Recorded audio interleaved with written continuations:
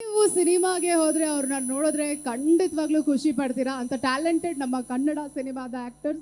So ಈಗ ವೇದಿಕೆಗೆ ನಮ್ಮ ಗಿರೀಶ್ ಶಿವಣ್ಣ ಅವರನ್ನ ಬರ್ಮಾಡ್ಕೊಳ್ಳೋಣ.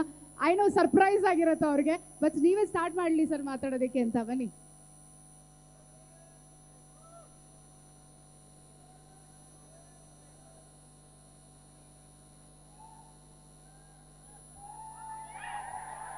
ಬರ್ಲಿ ಗಿರೀಶ್ ಶಿವಣ್ಣ ಅವ್ರಿಗೊಂದ್ಸಲ ಜೋರಾದ ಚಪ್ಪಾಳೆ. ಏನ್ ಎಲ್ಲ ದೇವತೆಗಳು ಮೇಲಿದಿರಲ್ಲಪ್ಪ.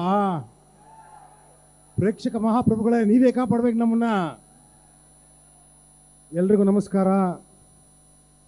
ಅದು ಯಾವ ಸಮಯದಲ್ಲಿ ನಮ್ಮ ಗಣೇಶ್ ಸರ್ಗೆ ಗಣಿ ಅಂತ ಹೆಸರಿಟ್ರು, ಬಗದಷ್ಟು ಚಿನ್ನನೇ, ಎಷ್ಟು ಬಗಿತೀರೋ ಅಷ್ಟು ಚಿನ್ನನೇ. ಬಹುಶಃ ಇವ್ರು ನೋಡಿದ್ಮೇಲೆ ಅನ್ಸುತ್ತೆ ನನಗೆ, ಫ್ರೆಂಡ್ಶಿಪ್ ಅಂದ್ರೆ ಕಷ್ಟದಲ್ಲಿದ್ದಾಗ ಕೈ ಎತ್ತದಲ್ಲ, ಕಷ್ಟನ ಬರ್ದಿರಂಗೆ ನೋಡ್ಕೊಳ್ಳೋದೇ ಫ್ರೆಂಡ್ಶಿಪ್ ನನ್ನ ಪ್ರಕಾರ. ನಾವು ಗಣೇಶ್ ಸರ್ ಸಿನಿಮಾ ಅಂತಂದರೆ ಕಣ್ಮುಚ್ಕೊಂಡು ಹೋಗ್ಬಿಡ್ತೀವಿ ಕೆಲಸಕ್ಕೆ. ಏನಾದರೂ ಸರಿ, ಹೆಂಗಾದ್ರೂ ಸರಿ, ಪಾತ್ರ ರೆಡಿ ಇರ್ತೀವಿ. ಯಾಕೆಂದರೆ ಚಿನ್ನ ಜೊತೆ ಆ್ಯಕ್ಟ್ ಮಾಡ್ತೀವಲ್ಲ, ನಾವು ಚಿನ್ನ ಹಾಕ್ಬಿಡ್ತೀವಿ ಒಂಚೂರು.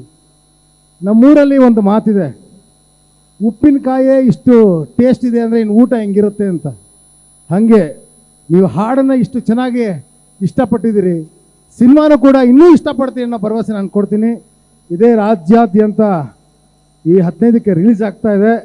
ನಿಮ್ಮೆಲ್ಲರ ಸಹಕಾರ, ನಿಮ್ಮೆಲ್ಲರ ಪ್ರೋತ್ಸಾಹ, ನಿಮ್ಮೆಲ್ಲರ ಆಶೀರ್ವಾದ ಸದಾ ಇರಬೇಕು ಪ್ರೇಕ್ಷಕ ಮಹಾಪ್ರಭು.